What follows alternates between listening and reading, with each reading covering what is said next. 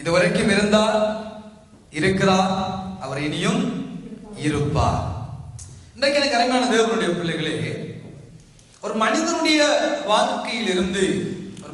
வாழ்க்கையிலிருந்து வேதம் நமக்கு காண்பித்து கொடுக்கிறதான சில காரியங்களை நாம் கற்றுக்கொள்ள கர்த்தருடைய ஆவியானவர் இந்த காலை பொழுது நம் அனைவருக்கும் அனுக்கிரகம் பாராட்டுவாராக. ஏசா என்று சொன்னதான ஒரு மனிதனுடைய வாழ்க்கை, ஏசாவினுடைய வாழ்க்கையை, அவருடைய வாழ்க்கையிலே அவர்களுடைய தகப்பனிடம் இருந்து பெற்றுக்கொண்டதான ஆசீர்வாதங்களை நாங்கள் பார்த்து, அது எப்படி அந்த ஆசீர்வாதத்தை அவன் தன் வாழ்க்கையில் சுவீகரித்துக் கொண்டான் என்ற காரியங்களை இந்த காலை பொழுது நாங்கள் கற்றுக்கொள்ள போகிறோம். ஆண்டவர் நமக்கு அனுக்கிரகம் பாராட்டுவாராக.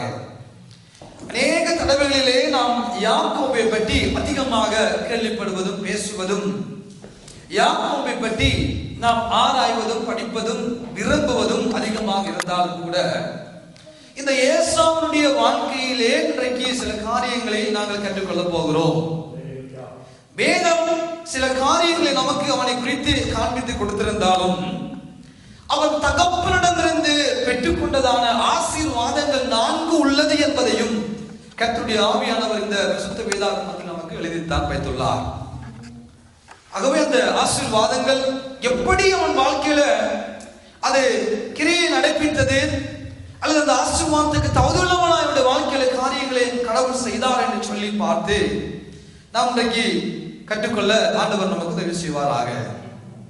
நமக்கு தெரியும் அருமையானவர்களே, ஈசாக்குக்கு திருமணமாகி 20 ஆண்டுகளுக்கு பின்பதாக 2 பிள்ளைகள் அங்கே பிறக்கிறார்கள். அவர்கள்லாம் யாரு? ஏசாவும் யாக்கோபும். ஆனால் ஒரு நாள் தன்னுடைய சிரேஷ்ட புத்திர பாகத்தை இந்த ஏசா விட்டு போட்டான் என்று வேதம் நமக்கு தெளிவாக சொல்லித்தான் ஆகிறது. ஒரு நாள் பசியிலே வந்த பொழுது தன்னுடைய சகோதரன் சிவப்பு நிறமான ஒரு கூளை காய்ச்சி கொண்டிருந்த பொழுது அதன் மேல் அவனுடைய பார்வை திசை திரும்பியதினால் அவன் அந்த நேரத்திலே அந்த சிவப்பு நிற கூளின் மேல் ஆசையை வைத்து, விருப்பத்தை வைத்து, அவன் தன்னுடைய சேஷ்ட புத்திர பாகத்தையே தன்னுடைய தம்பிக்கு விட்டு போட்டான் என்று சொல்லி நம் அனைவருக்கும் தெரிந்த ஒரு காரியம் உண்டு. அது எபிரேயருக்கு நிருபத்தில் பவுலுடைய எபிரேயருக்கு அந்த நிருபத்தை எழுதுகிற பொழுது 12வது அதிகாரம் 16வது 17வது வசனங்களை நீங்கள் வாசித்து பாருங்கள்.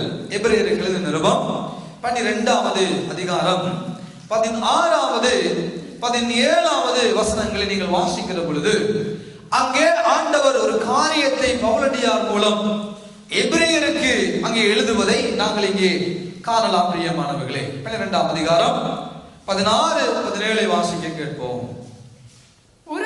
ஒருவனும் வேசி கள்ளனாகவும் ஒருவேளை போஜனத்துக்காக தன்னுடைய சேஷ்ட புத்திர பாகத்தை விட்டு போட்ட ஏசாவைப் போல சீர்கெட்டவனாகவும் இராதபடிக்கு எச்சரிக்கையாய் இருங்கள். ஏனென்றால் பிற்பாடு அவன் ஆசீர்வாதத்தை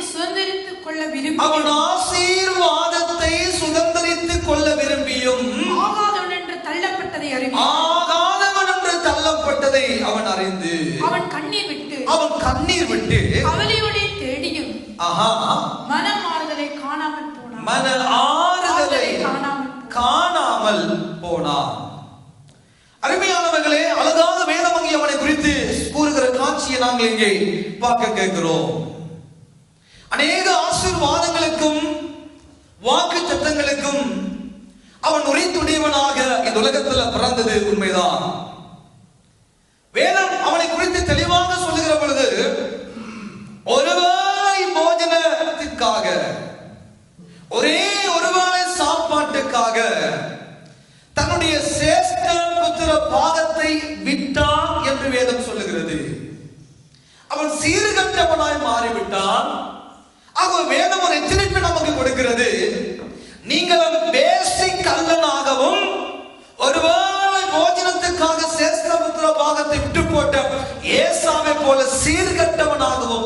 இராதபடிக்கு எச்சரிக்கையாய் இருங்கள். இந்த காலை பொழுதிலே ஆண்டவர் நமக்கு சொல்லுகிற காரியம் என்ன?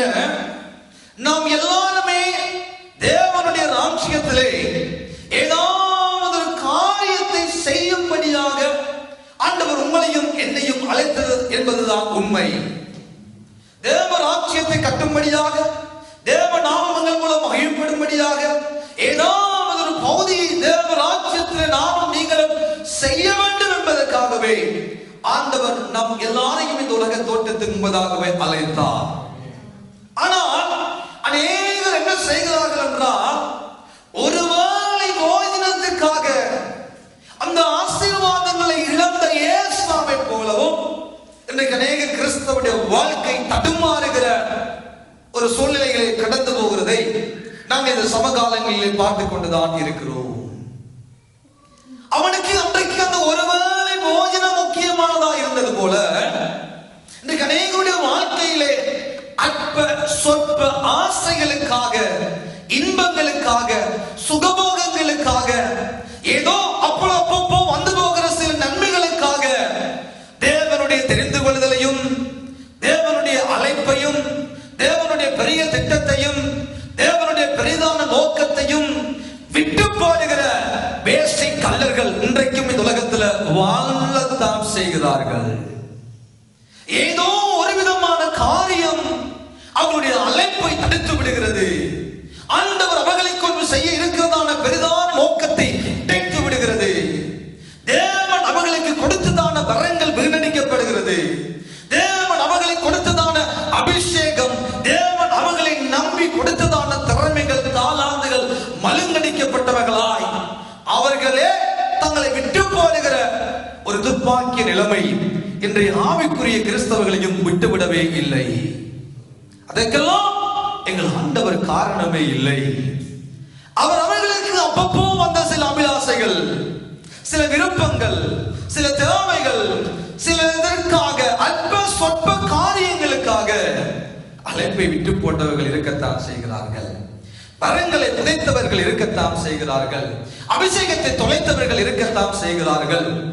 அதுக்கு ஏசா ஒரு முன்னுதாரணமாக இருக்கிறார். எவ்வளவோ ஒரு பெரிய மதிப்பான, எவ்வளவோ பெரிய கனமுள்ள, எவ்வளவோ தன்னுடைய சந்ததிக்கு தேவையான ஆசீர்வாதங்களை கொண்டு வரக்கூடிய ஒரு பெரிய சேஷ்ட புத்திரபாகத்தையும் இவன் அற்பமா எண்ணினான். அவனது ஒரு பொருட்டாகவே எண்ணவில்லை, அவனது ஒரு பெருமதியாகவே எண்ணவில்லை. இன்றும் அநேக தேவனுடைய பிள்ளைகள் ஆண்டவர் அவர்களை நம்பி கொடுத்ததான ஊழியம் ஒரு பொருட்டாக தெரிகிறதே இல்லை. ஆண்டவர் அவர்களை நம்பி கொடுத்ததான சில தாளந்துகள், திறமைகள் அவர்களுடைய வாழ்க்கையில் ஒரு பொருட்டாக தெரிகிறதே இல்லை.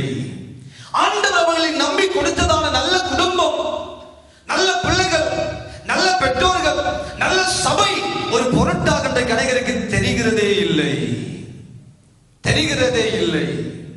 அவர்களுடைய பெருமதி அவர்களுக்கே தெரிவதே இல்லை.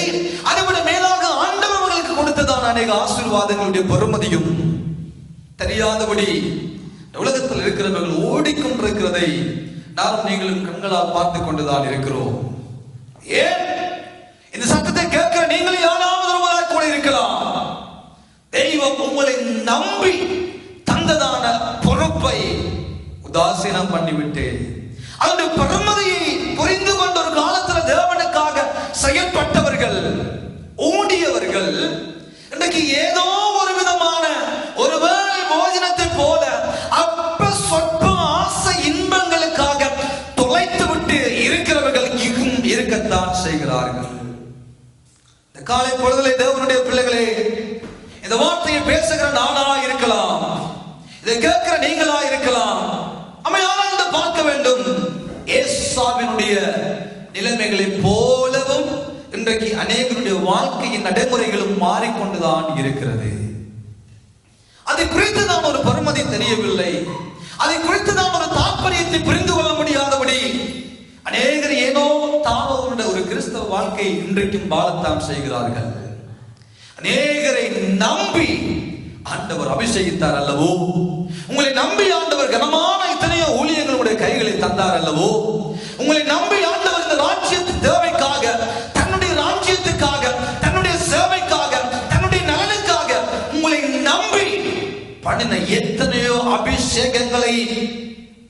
அம்மாளுக்குள்ள போட்டுவிட்டு அலைகிறதான நிலைமையில அநேகர் வாழத்தான் செய்கிறோம். ஆண்டவர் சொல்லுகிறார், நம்பி தந்ததான எத்தனையோ கனமான ஆசீர்வாதங்களை அவன் உரித்துடையவனாய் அதை பெற்றுக்கொள்ளும்படியாக எத்தனையோ ஆண்டவர் அவனுக்கென்று வைத்திருந்ததான ஆசீர்வாதங்களை விட்டு போட்ட அந்த ஏசாவை போல சீர்கெட்டவனாய் இராதபடி எச்சரிக்கையாய் இரு. ஒரு எச்சரிப்பின் செய்தியை ஆண்டவர் கொடுக்கிறார். எச்சரிக்கையாய் இரு. ஏனென்றால் ஆண்டவர் நம்மை நம்பி கொடுக்கிறதான காரியங்கள் அதை நாம் விட்டு போட்டால், ஏசாவை பார்த்து ஆண்டவர் சொல்லுகிறார், அவன் அழுதான், அவன் புலம்பினான், ஐயோ என்று கதறினான், கண்ணீர் விட்டான். ஆனாலும் அவனால் மீண்டும் அதை பெற்றுக்கொள்ள முடியவில்லை. அதை மீண்டும் பெற்றுக்கொள்ள முடியவில்லை. நம்முடைய பார்வையில் ஆண்டவர் நமக்கு நம்பி தருகிறதான ஆசீர்வாதங்களை நாம் உதாசீனப்படுத்தி நாம் அதை விட்டு போட்டவர்களாய் மாறுகிற பொழுது ஆண்டவர் திரும்பவும் கொண்டு வந்து திணிக்கிற அந்த வேலையை நம்முடைய வாழ்க்கையில செய்யவே மாட்டார். இதானே விட்டு போட்ட, உனக்குரிய ஆசீர்வாதம், உனக்குரிய நன்மை, உனக்குரிய வரங்கள், உனக்குரிய தாளாந்து ஏசா, உனக்கு தந்தவைகளை நான் பறித்துக் கொள்ளவில்லை அல்லவோ? நீ அல்லவோ விட்டு போட்டாய், நீ அல்லவோ அதற்கெல்லாம் காரணமாய் மாறிவிட்டாய். அதற்கு நான் காரணம் அல்ல. உன்னுடைய ஒருவேளை அந்த உணர்வு, ஒருவேளை இன்பம், ஒருவேளை ஆசீர்வாதம், ஒரு அற்ப சொற்ப ஆசீர்வாதங்களுக்காக நீ அல்லவோ விட்டு போட்டாய். வேதம் சொல்லுகிறது, அவன் அதை மறுபடியும், அவன் அதை திரும்பவும் எப்படியாவது அந்த அபிஷேகத்தை பெற்றுக்கொள்ள வேண்டும், எப்படியாவது அந்த அழைப்பை பெற்றுக்கொள்ள வேண்டும், எப்படியாவது அதை பெற்றுக்கொள்ள வேண்டும் என்று அழுதும் தேடியும் அவனால் அதை காணக்கூடாமல் போனது என்று வேதம் சொல்லுகிறது. அப்படியானால் தேவனுடைய பிள்ளைகளே, ஆண்டவர் நம்மை நம்பி தருகிறதான காரியங்களை, ஊழியங்களை, வரங்களை, திறமைகளை, அபிஷேகத்தை விட்டு போடுவோமானால், புதிய பாடல அவர் சொல்லுகிறார், எச்சரிக்கையாயிருங்கள். விட்டு போட்டோமானால், உதாசீனப்படுத்தினோமானால் நம்முடைய வாழ்க்கையில அழுதும் புலம்பியும் தேடியும் அவன் அதை, அந்த ஆசீர்வாதத்தை அவன் பெற்றுக்கொள்ளவில்லை என்பதை வேதம் தெளிவாக சொல்லுகிறது. ஆனாலும் நம்முடைய ஆண்டவர் இரக்கமுள்ள தெய்வம் அல்லவோ? ஆனாலும் நம்முடைய ஆண்டவர் அன்புள்ள ஒரு ஆண்டவராய் இருக்கிறார் அல்லவோ? அவர் நம்முடைய வாழ்க்கையில இரக்கமுள்ளவராய் இருக்கிறபடியினால் தான் எத்தனையோ தரம் விழுந்து விழுந்து விழுந்து விழுந்து எழும்புகிற பொழுதெல்லாம் கிருபையாய் நம்முடைய வாழ்க்கையில இறங்கி இறங்கி இறங்கி இன்றைக்கும் அவர் கிரியை செய்கிறவராய் இருக்கத்தான் செய்கிறார். விட்டு போட்டது உண்மைதான் லேசா, அதை உதாசனப்படுத்தியது உண்மைதான். 15 வயதுல அந்த சேஷ்ட புத்திர பாகத்தை அவர் விட்டார். ஆனால் கிட்டத்தட்ட 25 ஆண்டுகளுக்கு பின்பதாக ஒரு சம்பவம் நடக்கிறது. 27வது அதிகாரத்திலே என்ன? ஆதியாகமம் 27ஆம் அதிகாரத்துல இந்த ஏசா தன்னுடைய சேஷ்ட புத்திர பாகத்தை விட்டு போட்டு 25 ஆண்டுகளின் பின்பதாக 26ஆம் அதிகாரம் கடைசி வசனங்களை வாசிக்கிற பொழுது அவன் திருமணமாகிறான். 40 வயதா இருந்தது ஏசாவுக்கு. அவன் 40 வயது பின்பதாக அவன் திருமணமாகிறான். அவன் திருமணமாகிய பின்பதாக 27வது அதிகாரத்திலே ஒரு காரியத்தை, சம்பவத்தை வேதம் அங்கே நமக்கு சொல்லுகிற காரியம் என்னவென்றால், இந்த ஈசாக்கு கண் பார்வையற்றவனாய் மாறிவிட்டான். 27ஆம் அதிகாரம் ஆதியாகமம் புத்தகத்தில் பார்க்கிற பொழுது அவன் பார்வை இழந்து விட்டான் தகப்பன். ஏற்கனவே ஈசாக்கு 40 வயதா இருக்கிற பொழுது திருமணமாகிறான். அது 20 ஆண்டுகள் பிள்ளை இல்ல, கிட்டத்தட்ட 60 ஆண்டுகள் ஓடி முடிகிறது. ஏசாவுக்கு 40 ஆண்டுகளின் பின்பதாக 100 வயதை தாண்டிய பின்பதாக, ஏசா 100 வயதாயின பின்பதாக அவனுடைய கண் பார்வையிட்டு போகிறது. ஈசாக்கு 100 வயதா இருக்கிற பொழுது ஏசாவுக்கு 40 வயது தாண்டி பின்பதாக கண் பார்வை அற்றவனாய் இந்த ஈசாக்கு மாறிய பொழுது ஒரு யோசனை வருகிறது. அது என்ன? நான் என் மூத்த மகனாகிய என் மகனாகிய ஏசாவை நான் அபிஷேகிக்க வேண்டும், அவனை ஆசீர்வதிக்க வேண்டும் என்று ஒரு நோக்கத்தின் பிரகாரமாய் தகப்பன் என்ன செய்கிறார்? இந்த ஏசாவை ஆசீர்வதிக்க விரும்பி சொல்லுகிறார். கூப்பிட்டு ஒரு நாள், ஏசா ஜவாப்பா, என்னுடைய கண்ணெல்லாம் இப்ப தெரியுதில்ல, நானும் எவ்வளவு நாளைக்கு உயிரோடு இருப்பேன் என்று எனக்கு தெரியாது. ஆகவே நான் சாக முன்பதாக நான் உன்னை ஆசீர்வதிக்க வேண்டும் அல்லவோ, நான் உன்னை ஆசீர்வதிக்க விரும்புறேன். அப்ப நீ போய் வேட்டையாடி நல்லா சமைத்து கொண்டு வா. நீ சமைத்து கொண்டு வருகிற சாப்பாட்டை நான் சாப்பிட்டு அந்த காரியங்களை எல்லாம் சாப்பிட்டு ருசி உள்ள பதார்த்தங்களை நான் சாப்பிட்டு நான் உன்னை ஆசீர்வதிக்க விரும்புகிறேன் ஏசா. நீ போய் வேட்டையாடி சமைத்துக் கொண்டு வா என்று அந்த ஈசாக்கு ஏசாவை பார்த்து சொன்னார். இதை அவனுடைய மனைவியாகிய இந்த ஏசாவினுடைய தாயாகிய ஈசாக்கினுடைய மனைவியாகிய ரெபேக்கா அம்மையார் அதை கேட்டுக்கொண்டு நிற்கிறார்.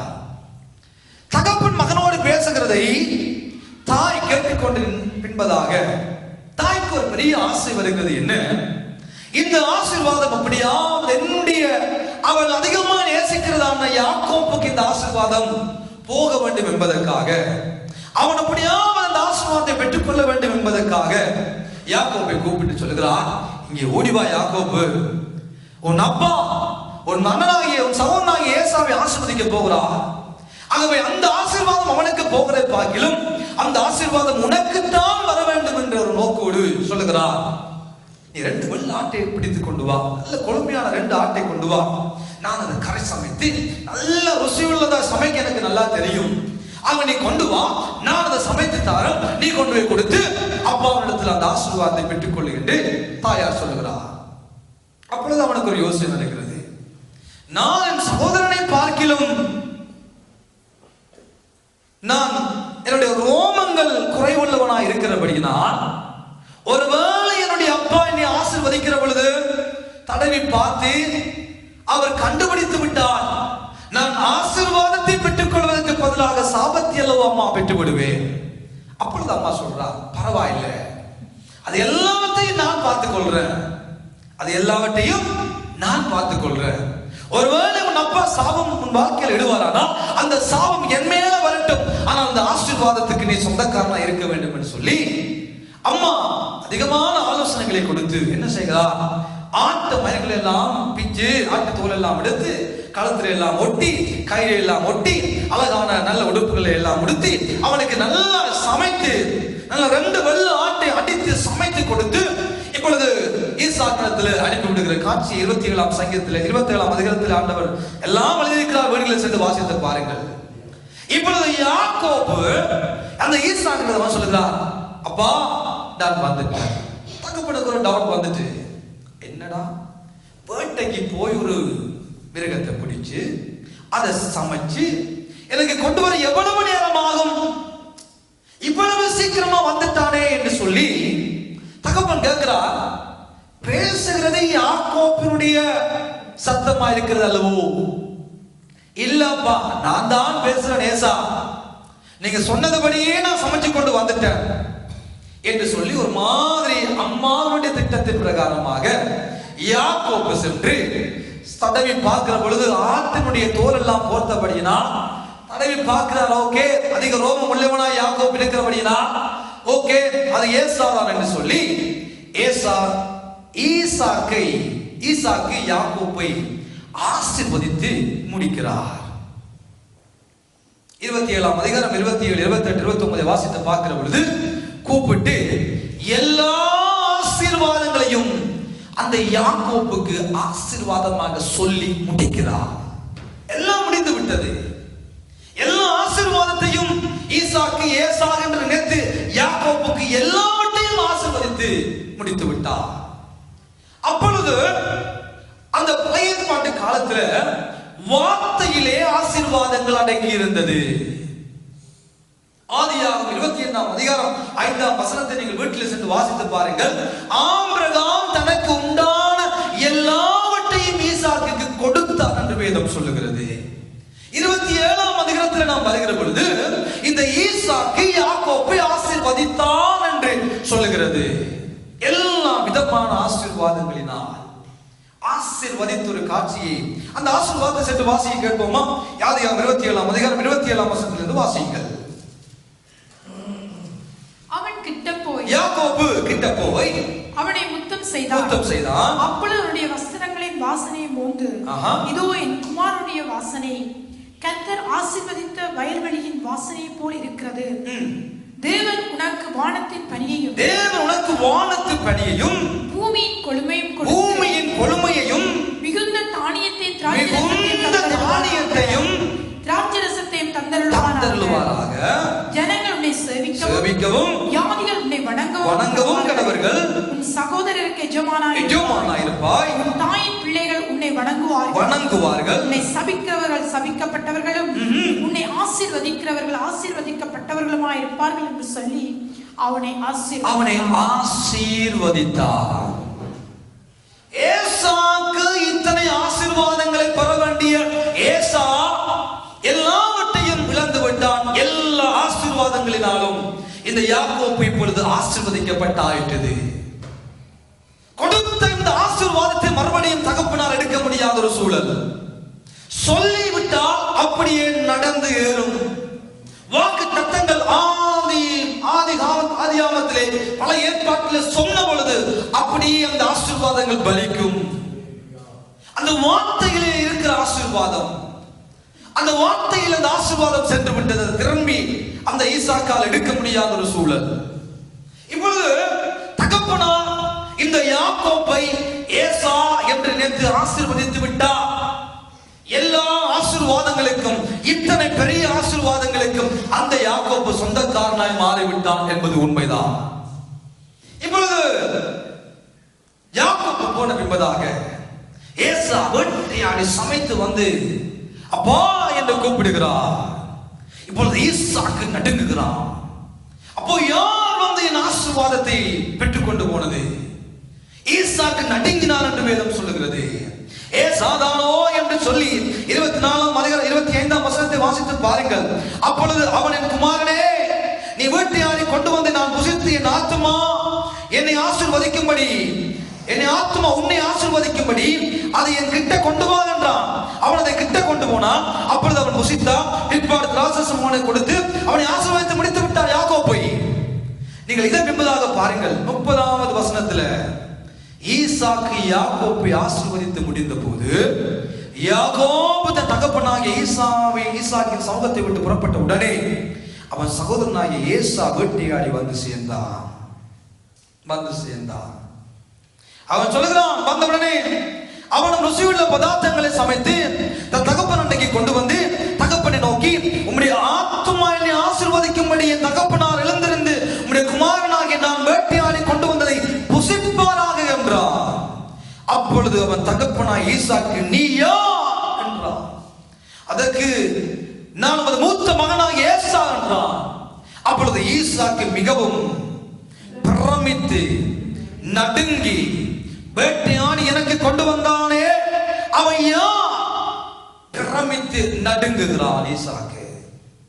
யாருக்கும் இந்த ஆசீர்வாதத்தை கொடுத்து விட்டேன், நடுங்குகிறான். யாரோ ஒருவன் உன்னை நீதான் என்று சொல்லி வந்து உன் ஆசீர்வாதத்தை வாங்கிட்டு போய்விட்டார்களே, யாரையா? பிரமித்து நடுங்குகிறான். தகப்பன் சொல்லுகிற வசனத்தை பாருங்கள்.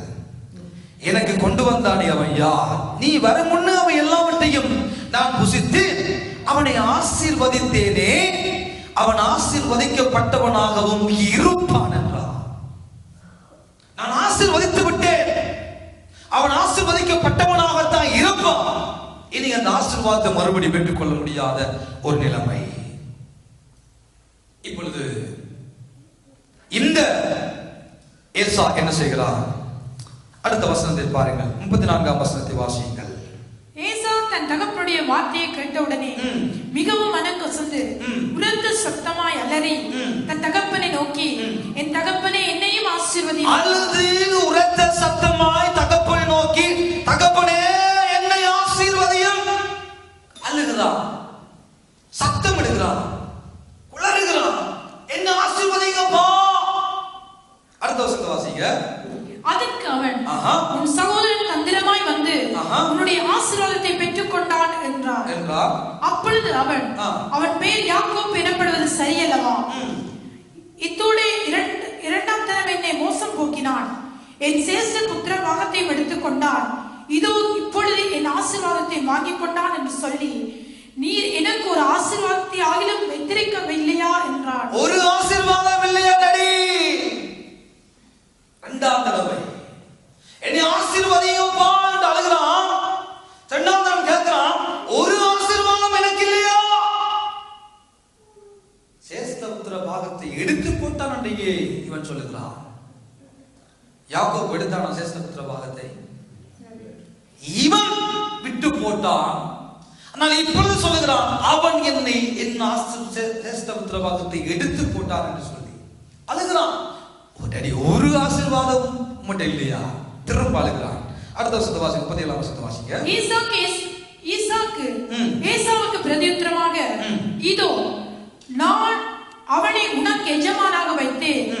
அவன் சகோதரர் எல்லாரையும் அவனுக்கு ஊழியக்காரனாக கொடுத்து அவனை தானியத்திலும் திராட்சரசத்திலும் ஆசீர்வதித்தேன்.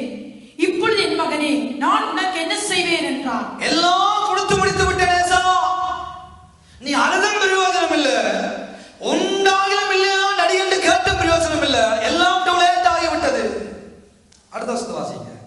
ஏசா தன் தகப்பனை நோக்கி, மூன்றாம் தரம், என் தகப்பனே, என் தகப்பனே, இந்த ஒரே ஆசீர்வாதம் மாத்திரமா உம்மிடத்தில் உண்டு. ஒரே ஒரு ஆசீர்வாதம் மாத்திரமா உம்மிடத்தில் உண்டு. என் தகப்பனே, என் தகப்பனே, என்னை ஆசீர்வதியும் என்று சொல்லி ஏசா சத்தமிட்டு அழுதா. சத்தமிட்டு அழுகிறான் அந்த ஆசீர்வாதங்களுக்காக.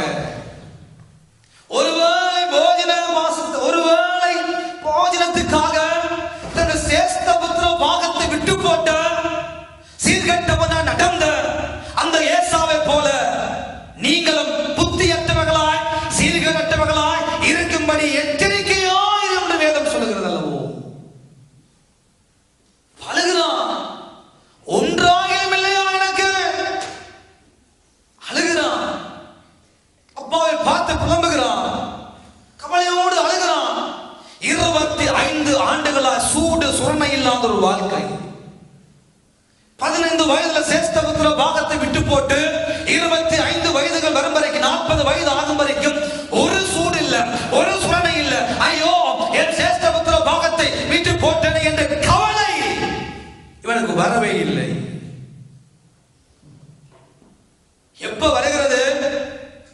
40 வயதாகி திருமணமாகி பின்பதாகத்தான் வருகிறது. கண் கட்ட பின் சூரிய நமஸ்காரம் எதற்கு?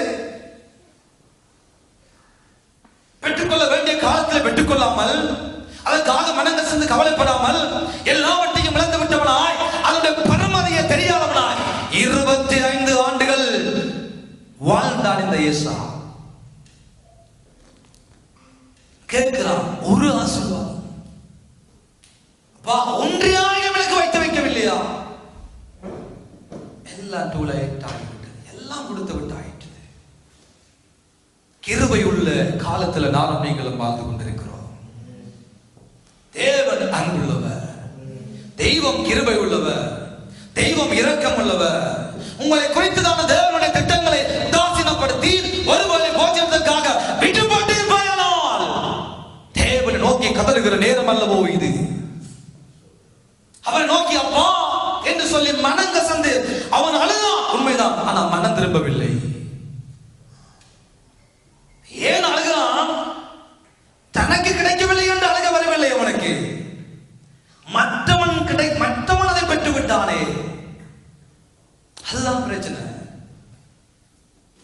மற்றவனுக்கு அந்த ஆசீர்வாதம் கடந்து போய்விட்டதே, அதுதான் பிரச்சனை.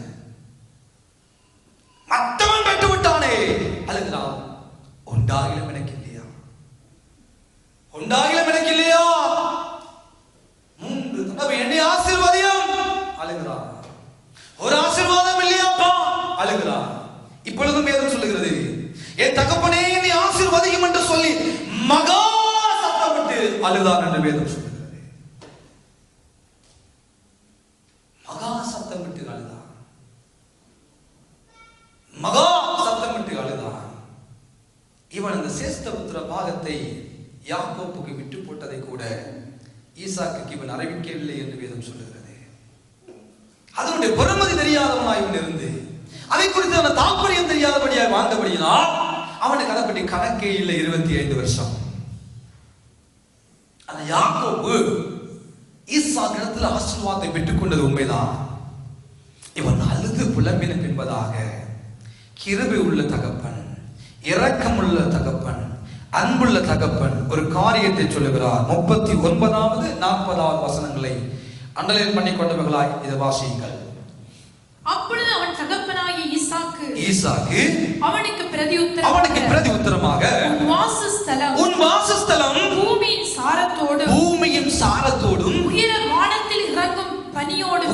வானத்திலிருந்து இறங்கும் பனியோடும் இருக்கும். உன் பட்டயத்தினாலே நீ பிழைப்பாய். உன் சகோதரனை சேவிப்பாய்.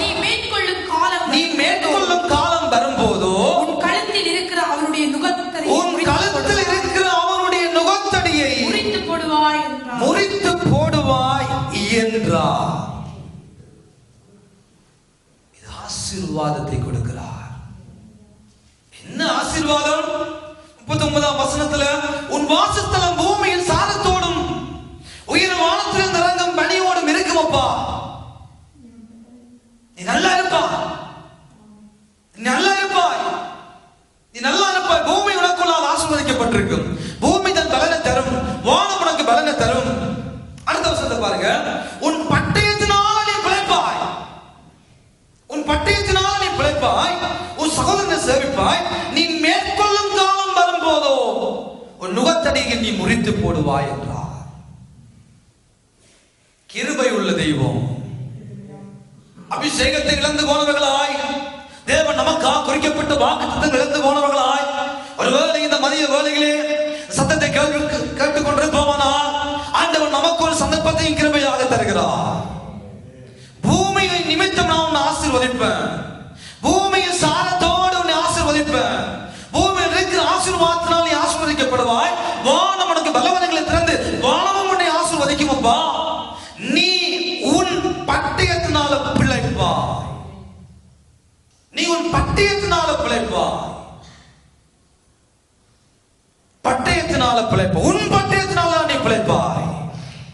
தேவனுடைய ஆசீர்வாதங்கள் இழந்து போனவர்களாய், அவருடைய நன்மைகளை காணாதபடி இந்த மதிய வேளையிலே தேவ சத்தத்தை கேட்பீர்களானால் ஆண்டவர் ஏசாவுக்கு ஒரு கிருபையாக ஒரு இரக்கத்தை உண்டு பண்ணினார்.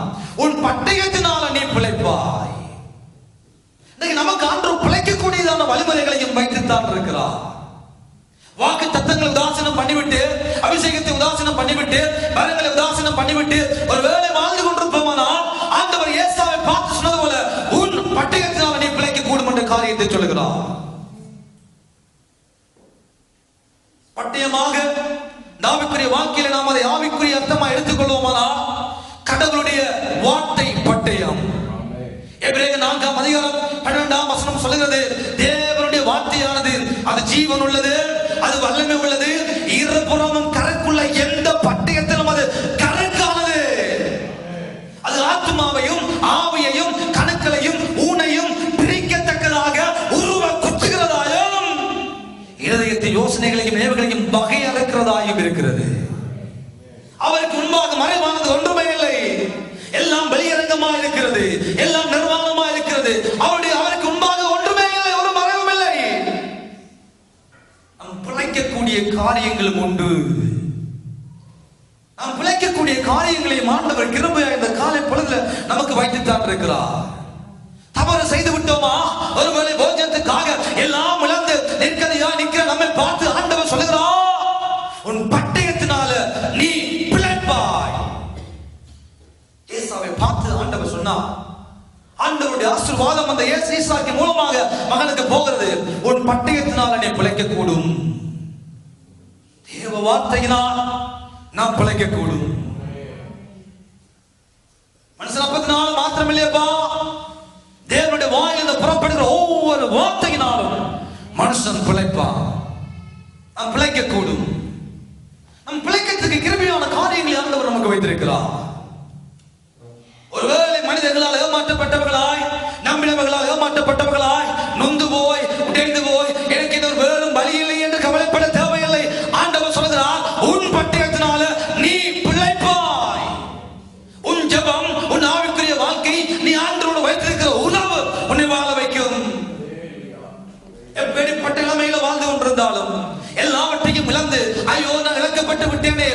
நான் நிம்மதியாக்கப்பட்டு விட்டேனே, ஐயோ எனக்கென்று ஒன்றுமில்லையா, என் தகப்பனே ஒரு ஆசீர்வாதம் எனக்கு இல்லையா என்று ஒருவேளை மனவன் வருந்துவாயானால் ஆண்டவர் சொல்லுகிறார், உன் ஜெபம் உன்னை மறுபடி கட்டும். உனக்கு ஆண்டவருக்கு மனிதனுக்கு உறவு உன்னை மறுபடி கட்டும். உனக்குள்ள வருகிற தேவனுடைய வார்த்தைகள் உன்னை வாழ வைக்கும். வார்த்தை உன்னை வாழ வைக்கும். வார்த்தை உன்னை ஆசீர்வதிக்கும். வார்த்தை உன்னை உருவாக்கும். வார்த்தை உன்னை வழிநடத்தும். வார்த்தை உன்னை பாதுகாக்கும். வார்த்தை உன் வாழ்க்கையில் கிரியை நடப்பிக்கும். ஒருவேளை இந்த மதிய வேளையிலே எல்லாம் விளக்கப்பட்டவர்களாய், உதாசீனம் பண்ணப்பட்டவர்களாய் வாழ்ந்து கொண்டிருக்க உங்களை பார்த்து ஆண்டவர் சொல்லுகிறார், உங்கள் ஜெபம், உங்கள் வேத வாசிப்பு, நீங்கள் ஆண்டவரோடு வைத்திருக்கிற உறவு உங்களை மறுபடி கட்ட ஆரம்பமாகும். மறுபடி கட்டும். இந்த நிலைமையில மதிய வேளை தேவனுடைய சபைக்குள்ள வாழ்ந்து கொண்டிருந்தாலும் உங்கள் நிலைமைகளை மாற்றுகிற ஒருவர் உண்டு. நீங்கள் எப்படிப்பட்ட நிலைமையில வாழ்ந்து கொண்டிருக்கலாம். ஏதோ ஒருவேளை போஜனத்துக்காக உங்கள் அழைப்பு இழந்து, அபிஷேகத்தை இழந்து, வரங்களை இழந்து, தேவன் உங்களுக்கு என்று முன்குறித்ததான காரியங்களை இழந்து போயிருப்பாயானால் எழும்புங்கள் பிரியமானவர்களே. பட்டயத்தினால நீ பிழைப்பாயேசா. ஏமாற்றப்பட்டது இப்போ உண்மைதான். நீ ஒருவேளை விட்டு போட்டாய் எல்லாவற்றையும், உனக்கு அந்த பருமதி தெரியாமல் போனது உண்மைதான். அழைப்பின் பருமதி தெரியவில்லை, அபிஷேகத்தின் பருமதி தெரியவில்லை, வரங்களின் பருமதி தெரியவில்லை, ஊழியத்தின் பருமதி தெரியவில்லை, உன்னை கொண்டு தேவன் செய்ய வைத்திருக்காத திட்டங்கள் உனக்கு தெரியவே இல்லை. எப்பொழுது 15 வயசுதான், ஆனா இப்போ ஒரு பக்குவத்துக்குள்ள வந்து விட்டாய். இப்போ உனக்கு 40 வயது ஆகிவிட்டது. நீ இப்போ ஒரு பக்குவத்துக்குள்ள வந்து பார்க்கிறாய், ஐயோ நான் இழந்து விட்டேன், அழுகிறாய், நீ கவலைப்படுகிறாய், ஒரு ஆசீர்வாதம் கூட இல்லையாப்பா என்று புலம்புகிறாய். இப்போ ஒரு பக்குவத்துக்குள்ள நீ வந்து விட்டாய், உண்மைதான். உன் பட்டயத்தினால்தான் நீ பிழைக்க வேண்டும். உன்னுடைய பிரயாசத்தினால்தான் நீ வாழ வேண்டும்.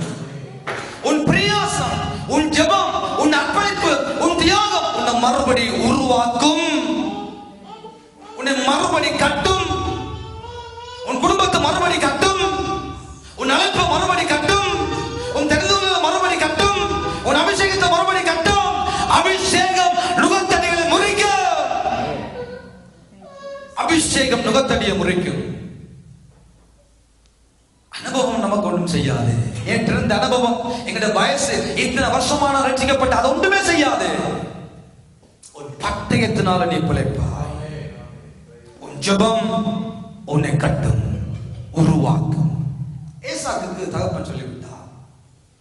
ஏசாக்கு ஏசாவை பார்த்து சொன்னார், உன் பட்டயத்தினால் நீ பிழைப்பாயப்பா, பட்டயத்தினால பிழைப்பாய். அழகாக சொல்லுகிறார். அடுத்த ஆசீர்வாதத்தை பாருங்க. நீ உன் சகோதரனை சேவிப்பாய், ஆனா நீ மேற்கொள்ளும் காலம் வரும்போது, நீ மேற்கொள்ளும் காலம் வரும். நமக்கு எதிராக ஒரு வேளை பிசாசு கங்கணம் கட்டி எழுப்பிடிக்கலாம், கூட இருந்தவன் கொலிவரிக்கலாம், குடும்பத்தில் இருந்தவன் எதிரியாய் நமக்கு புறப்பட்டு வரலாம், நம்பினவன் எதிரியாய் புறப்பட்டு வரலாம், நான் நம்பினவர் கைவிட்டு போகலாம். ஆனால் இந்த காலை பொழுதுல ஏசாவை பார்த்து ஆண்டவர் சொன்னார், நீ பிழைக்கும்படியான ஒரு காலம் வரும். அழகான வார்த்தை அருமையானவர்களே. நீ மேற்கொள்ளும் காலம் வரும். நீ எல்லாவற்றையும் ஒரு நாள் மேற்கொள்ளுவாய். ஏசாவை பார்த்து ஆண்டவர் சொன்னார், ஒருவேளை இப்பொழுது கூட இருந்தவன், ஒரு குடும்பத்தில் இருந்தவன், உன்னுடன் பிறந்தவன், உன்னை பெற்றவனை ஏமாற்றி இருக்கலாம். பரவாயில்லை, பரவாயில்லை, பரவாயில்லை. ஒரு நாள் நீ மேற்கொள்ளும் காலம் வரும். பிள்ளைகள் கூட இருந்தவன் உங்களை குழிபறித்து இருக்கலாம், உங்களுக்கு எதிராக பேசிக்கொண்டிருக்கலாம், உங்களை நோக்கடிக்கலாம், உங்களை வேதனைப்படுத்தலாம். ஒருவேளை நீங்கள் எல்லாம் இழந்தது போல ஒன்றுமே இல்லையே என்ற நிலைமையில இப்பொழுது இருக்கலாம். ஆண்டவர் சொல்லுகிறார், நீ மேற்கொள்ளும் காலம் ஒன்று வரும். வரும் ஒரு காலத்தை ஆண்டவர் நமக்கு என்று வைத்திருக்கிறார். இந்த உலகம் நம்மை பார்த்து கேவலமாய் பேசட்டும், பேசிக்கொண்டே இருக்கட்டும், கேவலமாய் கேவலமாய் கேவலமாய் பேசட்டும், பரவாயில்லை. ஒரு காலம் வரும், மேற்கொள்ளும்படியான காலம். சபையை குறித்து பேசலாம், உன் வாழ்க்கையை குறித்து பேசலாம், உன் குடும்பத்தை குறித்து பேசலாம், உன் பிள்ளைகளை குறித்து பேசலாம், உன் தனிப்பட்ட அந்தரங்க வாழ்க்கையில நீ விட்ட பலவீனங்களை குறித்து உலகம் பேசலாம். ஆனால் ஒரு காலம் வரும், மேற்கொள்ளும் காலம்.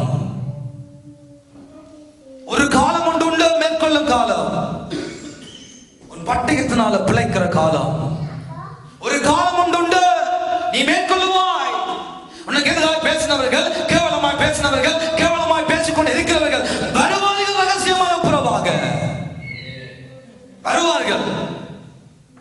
அவர்கள் வர வேண்டுமானால் பட்டயத்தினால பிழைக்கப்பட வேண்டிய காரியங்களை நானும் நீங்களும் செய்ய வேண்டும். நாம் ஜெபிக்காட்டி, நாம் உபவாசம் பண்ணாட்டி, நாம் நமக்கு தந்த ஊழியத்தை ஒழுங்கா செய்யாட்டி நம்ம எதையும் மேற்கொள்ள முடியாது. எதையும் மேற்கொள்ள முடியாது. நமக்கு அந்த ஆண்டு ஒரு காலத்தை வைத்துத்தான் இருக்கிறார். அந்த காலத்தை நாம் மேற்கொள்ள வேண்டுமானால் நாம் பட்டயத்தை கொண்டு போராட வேண்டும். போராடும்படியாக அழைக்கப்பட்டிருக்கிறோம் அல்லவா?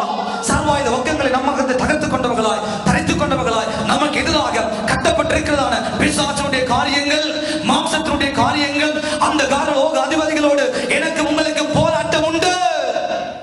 போராட வேண்டும். நாம் போராட விட்டால் ஜெயம் கொள்ள முடியாது. நமக்கு எதிராக சாத்தான் எத்தனையோ காரியங்களை செய்கிறான். நமக்கு எதிராக பிசாசு எத்தனையோ காரியங்களை செய்கிறான். உங்களுக்கு எதிராக, உங்கள் படிப்புக்கு எதிராக, உங்கள் ஆசீர்வாதங்களுக்கு எதிராக, உங்கள் சுகத்துக்கு எதிராக, உங்கள் வருமானங்களுக்கு எதிராக, உங்கள் ஆவிக்குரிய வாழ்க்கைக்கு எதிராக பிசாசு போராடி கொண்டே இருக்கிறான். அதை புரிந்து கொள்ள சபையே,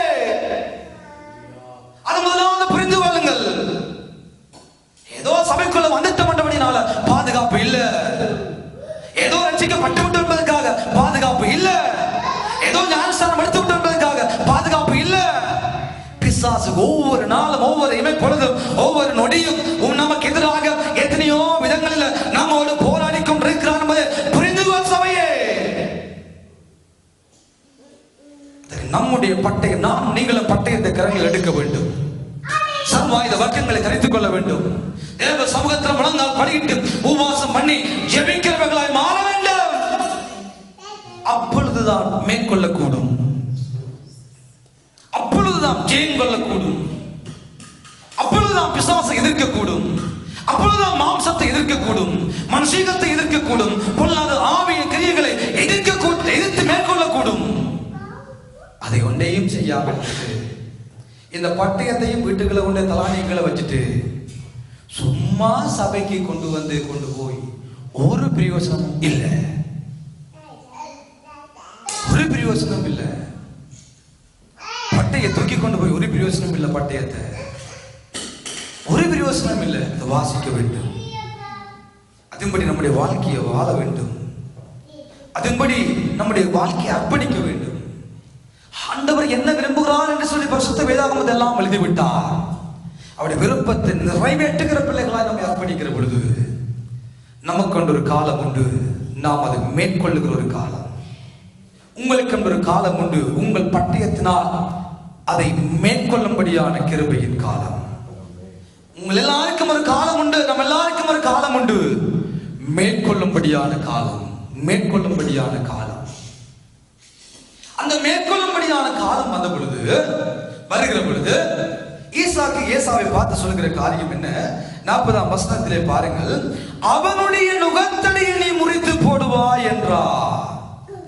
உன் கழுத்தில் இருக்கிற யாக்கோபினுடைய நுகத்தடியை முறித்து போடுவாய் என்றார். ஒரு நுகத்தடி இவனுக்கு வைக்கப்பட்டிருக்கிறது ஏசாவுக்கு. யாக்கோபின் நிமித்தமாக இந்த ஏசாவுக்கு ஒரு நுகத்தடி இருக்கிறது. ஒரு கட்டப்பட்ட ஒரு வாழ்க்கை இருக்கிறது.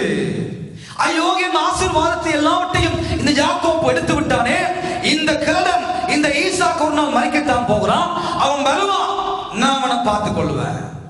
அவனை கொலை செய்து ஆக வேண்டும் என்று ஒரு தீர்மானத்தை இந்த ஏசா எடுக்கிறான்.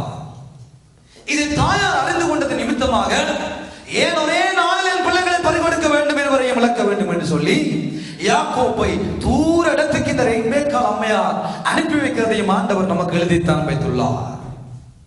ஒரு நாள் இதே யாக்கோப்பு 20 ஆண்டுகளின் பின்பதாக மறுபடி தன்னுடைய தமையனை தேடி வருகிறான். 32வது அதிகாரத்தில் நீங்கள் வாசித்து பார்ப்பீர்களானால், வீட்டில் சென்று வாசித்து பாருங்கள். இப்பொழுது ஏசாவை சந்திக்கும்படியாக யாக்கோபு புறப்பட்டு வந்த பொழுது அவன் எத்தனையோ விதவிதமான மிருக ஜீவங்கள் எல்லாம், அதை வாசித்து பாருங்கள். வாசிக்கிற பொழுது சுவாரஸ்யமா இருக்கும். 32வது அதிகாரம் ஆதியாகமம் 14-15 வாசியுங்கள். 14-15 200 வெள்ளாடுகளையும் 200 வெள்ளாடு, 20 வெள்ளாட்டு கடாக்கள்,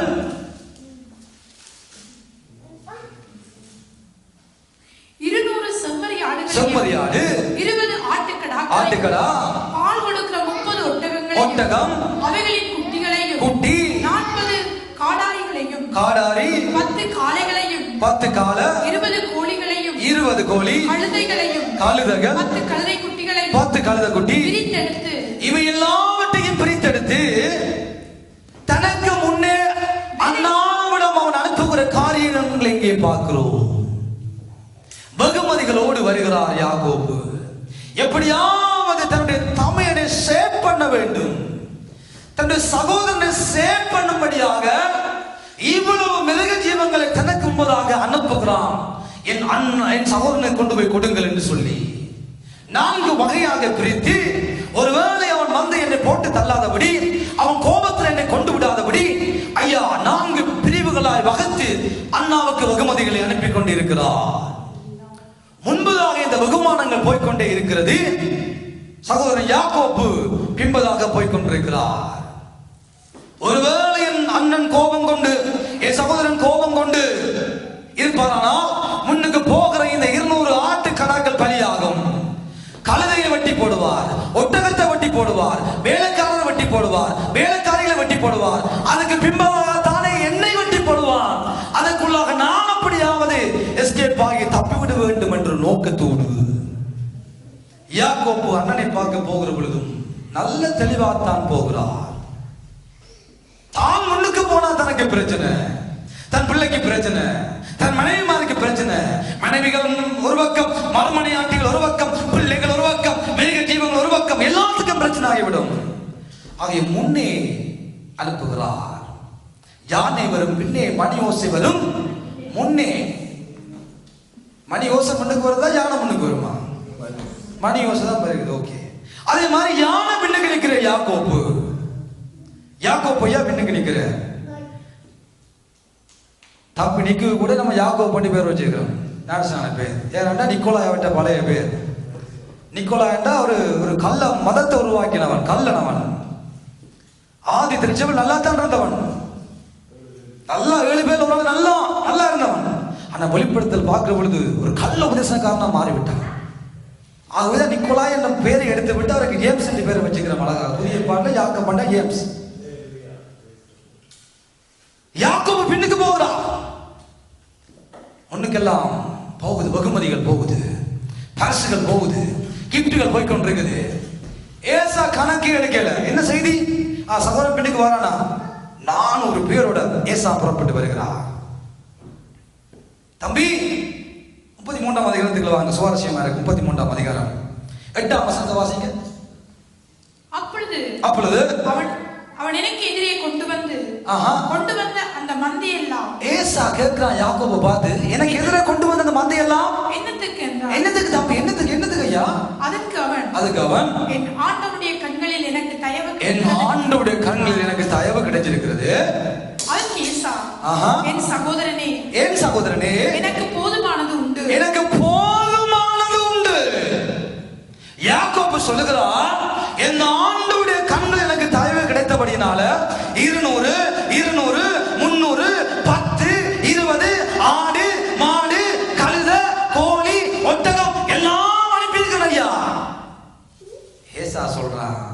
சொல்லுங்க, வாசிங்க. உன்னுடையது உனக்கு இருக்கட்டும் என்றார். திருப்பி வாசிங்க வசனத்தை. அதுக்கு ஏசா என் சகோதரனே எனக்கு போதுமானது, என் சகோதரனே எனக்கு போதுமானது உண்டு, உன்னுடையது உன்னோடு இருக்கட்டும். அருமையான தேவனுடைய பிள்ளைகளே, இதுதான் ரகசியம். உன் பட்டயத்தினால நீ பிழைப்பாய். ஒரு நாள் வரும், நீ மேற்கொள்ளும் காலம் வரும் பொழுது உன் நுகத்தடியை, உன் சகோதரனாகிய நுகத்தடியை நீ முறித்து போடுவாய். எனக்கு போதுமானது உண்டு, எனக்கு போதுமானது உண்டு. யாக்கோபு மாத்திரம் ஆசீர்வதிக்கப்படவில்லை, ஏசாவையும் ஆண்டவர் ஆசீர்வதித்திருந்தார். பட்டயத்தினால போராடி அவன் மேற்கொள்ளும்படியான ஒரு காலம் வருகிற பொழுது, நுகத்தடியை முறித்து போடுகிறதான ஒரு காலம் வந்த பொழுது சொல்லுகிறான், நான் பிச்சைக்காரன் அல்ல,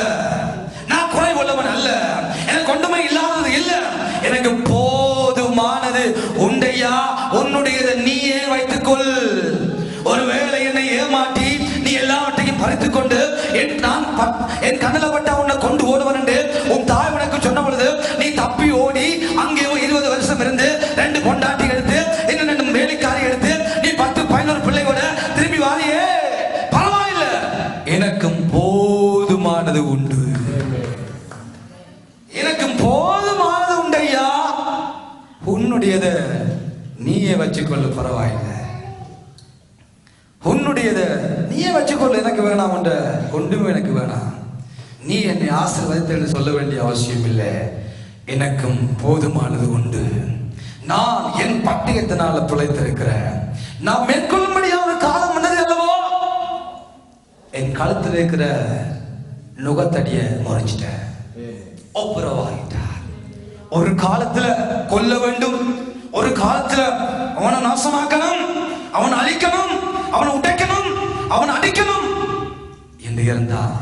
ஆனா இப்ப நுகத்தடி முருந்தாயிட்டது.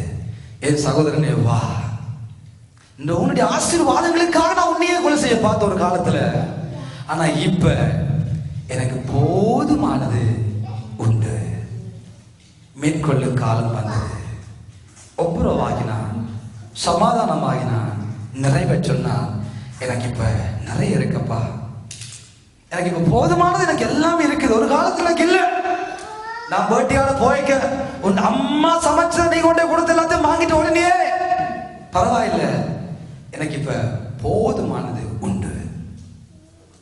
அருமையானது உன்னுடைய பிள்ளைகளே, இன்றைக்கும் ஒருவேளை யாரோ எப்பவோ செய்த நமக்கு செய்த உபத்திரவங்களையும் துன்பங்களையும் பாடுகளையும் கஷ்டங்களையும் மனதில் வைத்துக் கொண்டு வாழுவோமானால் மறக்க பழகிக் கொள்வோம். சில நுகத்தடிகள் நம்முடைய ஆசீர்வாதங்களுக்கு தடையாக மாறிவிடுகிறது. யாரோ கையை கொடுக்காம போயிருப்பார்கள், யாரோ சூழ்நிலை விசாரிக்காம இருந்திருப்பார்கள், யாரோ எதையோ நமக்கு சொல்லிக் கொண்டு நம்மை தூட்டி கொண்டு இருந்திருப்பார்கள், யாரோ நம்முடைய வாழ்க்கைக்கு எதிராக செயல்பட்டு கொண்டே இருந்திருப்பார்கள், யாரோ ஒருவரை நம்மை போட்டு தள்ள கூட இருந்திருக்கலாம், யாரோ நம்முடைய சபையை மூட பிரயாசப்பட்டிருக்கலாம், யாரோ நமக்கு எதிராக கள்ள சாட்சிகளை நிறுத்துவதற்கு இரவு பகல் ஓடிக்கொண்டே இருந்திருக்கலாம், நமக்கு எதிராக செய்த எத்தனையோ அநியாயங்கள் துரோகங்களை ஒருவேளை இந்த மதிய வேளையில நாம் மறக்காமல் இருப்போமானால் அது நம்முடைய நுகத்தடிகளாக மாறிவிடுகிறது. நாம் மேற்கொள்ளும் ஒரு காலம் வரும், நம்முடைய பட்டயத்தினால நாம் மேற்கொண்டு நாம் பிழைத்து அவர்களை பார்க்கலாம். ஆண்டவர் நமக்கு போதுமான நிறைவை கொடுத்து ஆசீர்வதிக்க அவர் இன்றைக்கும் போதுமானவராய் இருக்கிறார்.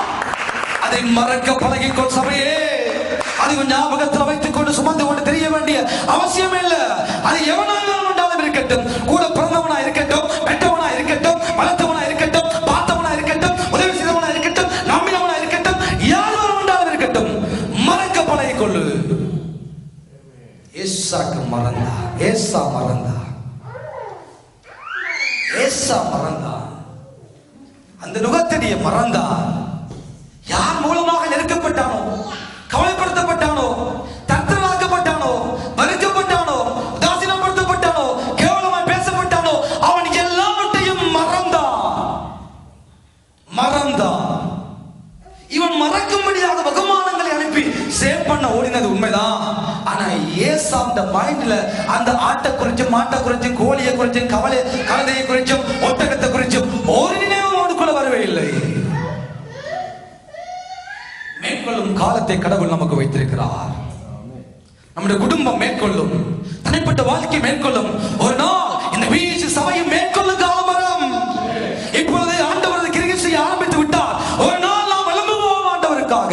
நம்முடைய பட்டயங்கள் கூர்மையாக்கப்படுகிற பொழுது நாம் தேவனுக்காக எழும்பி வைராக்கியமான காரியங்களை செய்ய தெய்வங்களை பயன்படுத்தியே தீருவார். அவர் செய்வார். அது நம்முடைய கண்கள் பார்க்கும். மேற்கொள்ளும்படியான காலம் வருகிற பொழுது நுகங்கள் முறிந்து போது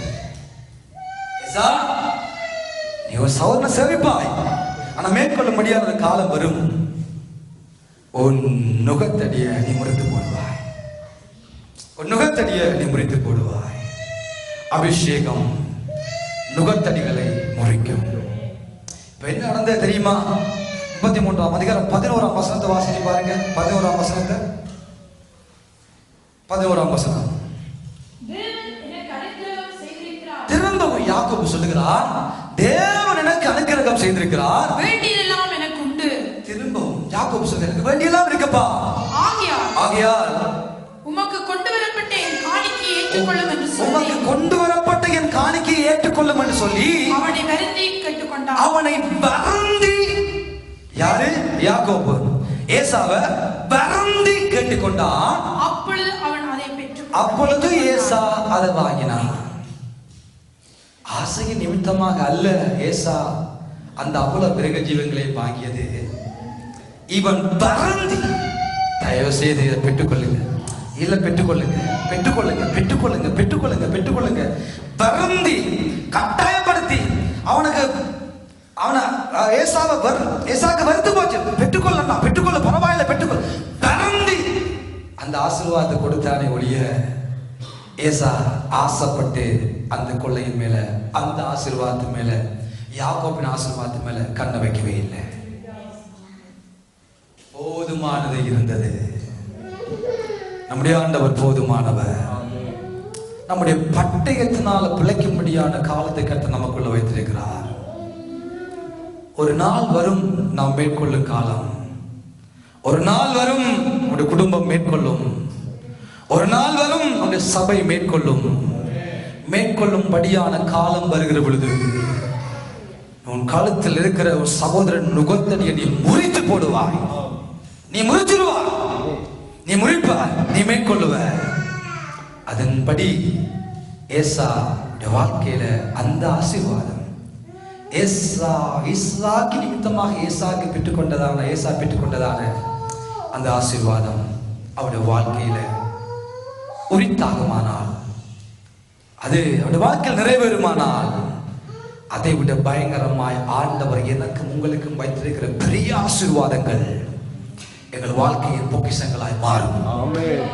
அதை விட பார்க்கலாம் பலமான வல்லமை உள்ள ஒரு தகப்பனுடைய ஆசீர்வாதம் அவருடைய வாழ்க்கையில் எப்படி கிரியை உண்டாக்குமானால், அதை விட பரம தகப்பனாகிய பரம பிதாவாகிய தேவனால் நமக்கு சொல்லப்பட்டதான வாக்கு தத்தங்கள் அதை விட பலமடங்காய் நம்முடைய வாழ்க்கையில, நம்முடைய ஊழியத்துல, நம்முடைய குடும்பத்துல நம்மை கொண்டு ஆண்டவர் செய்து முடிப்பார். கரங்களை தட்டி தேவ நாமத்தை மகிமைப்படுத்துங்க. என் ஆண்டவர் செய்வார், என் தகப்பன் செய்வார், என் பரமபிதா செய்வார். அவருடைய வாக்கு திட்டங்கள் நம்முடைய வாழ்க்கையில ஆம் என்றும் ஆமென் என்றும் அது இருக்கிறது. அவர் அதை செய்வார், அவர் அதை நிறைவேற்றுவார் என்ற தைரியத்தோடு நாம் அனைவரும் எழுந்திருப்போமாக.